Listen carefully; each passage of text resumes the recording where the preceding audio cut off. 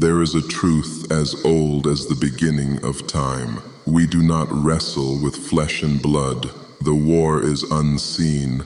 The battlefield is the human heart, and the enemy seeks vessels he may use. The Apostle Paul declared in Ephesians 6:12, "For we wrestle not against flesh and blood, but against principalities, against powers, against the rulers of the darkness of this age, against spiritual hosts of wickedness in the heavenly places." But what happens when a man or woman chooses to become the weapon of the enemy? When the heart opens the door to hatred, envy, pride, or destruction, the devil gladly takes hold of that vessel, and through it he strikes at others, seeking to tear down what God has built. Yet the end is certain, for the word says in Galatians 6:7, "Do not be deceived. God is not mocked, for whatever a man sows, that he will also reap.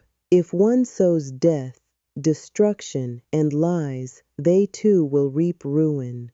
You see, if you allow the devil to use your vessel to destroy others, you too will be destroyed. This is not cruelty from our Creator.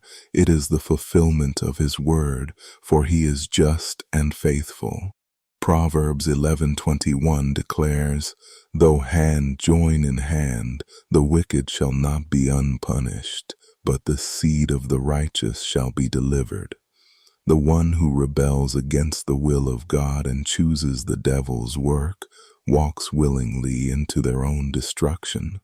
No one can blame the Creator for keeping His word. As Job 4:8 reminds us, "As I have observed, those who plow evil and those who sow trouble reap it."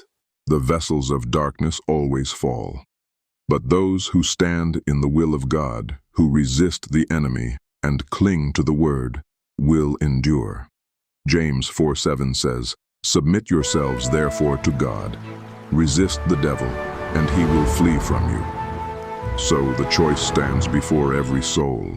Will you be a vessel of light or a vessel of darkness? For if you let the enemy use you to strike others, you too will fall by the very hand you yielded. But if you surrender to the Most High, He will make you a vessel of honor, filled with His Spirit, shining in His eternal kingdom.